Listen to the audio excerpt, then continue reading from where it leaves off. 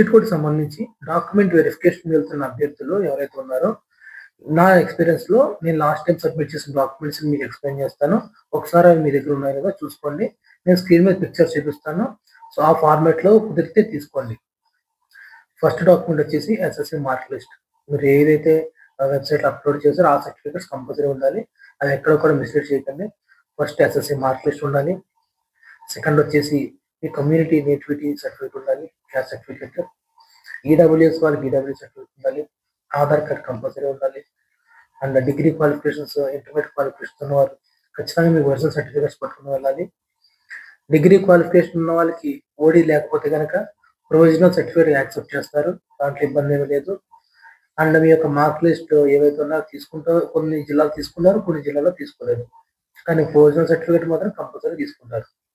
Intermediate certificate అనేది professor వరకు compulsory. Junior assistant, field assistant వాళ్ళకి వెరిఫై చేస్తారు, బట్ మీకు ఇచ్చేస్తారు.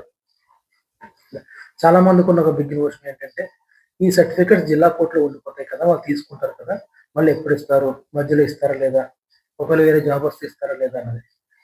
జిల్లా కోర్టు వాళ్ళు మీ సర్టిఫికేట్స్ని చాలా భద్రంగా ఉంచుతారు. మా రిక్రూట్మెంట్ జరిగినప్పుడు మా సర్టిఫికేట్స్ని 2 ఇయర్స్ జిల్లా కోర్టులో పెట్టారు. అవి చాలా సేఫ్గా. ఆఫ్టర్ 2 ఇయర్స్ మళ్ళీ మాకు లెటర్స్ వచ్చాయి, జిల్లా కోర్టుకు వచ్చి మీ యొక్క సర్టిఫికేట్స్ కరెక్ట్ చూసుకోమని. మాకు అంత సర్టిఫికేట్స్ అంతే భద్రంగా మళ్ళీ మాకు తిరిగి ఇచ్చేసారు. చాలా మందికి మధ్యలో జాబ్ మానేసిన వాళ్ళు, వెళ్ళిపోయిన వాళ్ళు ఉన్నారు.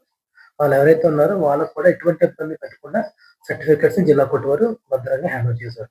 సో, సర్టిఫికేట్స్ కోర్టులో అప్పచెప్పాలి అన్న ఒక నోషన్‌లో మీరు భయపడొద్దు. మీ సర్టిఫికేట్ సేఫ్. అండ్ మీకు ఎప్పుడైనా అవసరం ఉంటే గనుక ఖచ్చితంగా జిల్లా కోర్టు వారు అందజేస్తారు. ఇది జస్ట్ సేఫ్టీ అండ్ సెక్యూరిటీ కోసం మాత్రమే తీసుకుంటారు.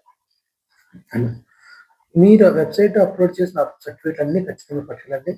ఎటువంటి డీవియేషన్స్ చేయకండి. లైక్ ఈడబ్ల్యూఎస్ క్వాలిఫికేషన్స్ లేకుండా అప్లికేషన్ పెట్టి, ఇప్పుడు ఈడబ్ల్యూఎస్ క్వాలిఫికేషన్ సర్టిఫికేట్ అప్లై చేస్తే మాత్రం ఇబ్బంది పడతారు. అండ్ క్వాలిఫికేషన్ చాలా మంది మ్యారీడ్ ఉమెన్ ఉన్నారు. వాళ్ళకి సర్టిఫికేట్‌లో పేర్లు తప్పుంటాయి. ఇంటి సర్టిఫికేట్‌లో చదువుకున్న టైంలోనేమో పుట్టింటి పేరు ఉంటుంది. మ్యారేజ్ అయ్యాక హస్బెండ్ ఇంటి పేరు ఉంటుంది.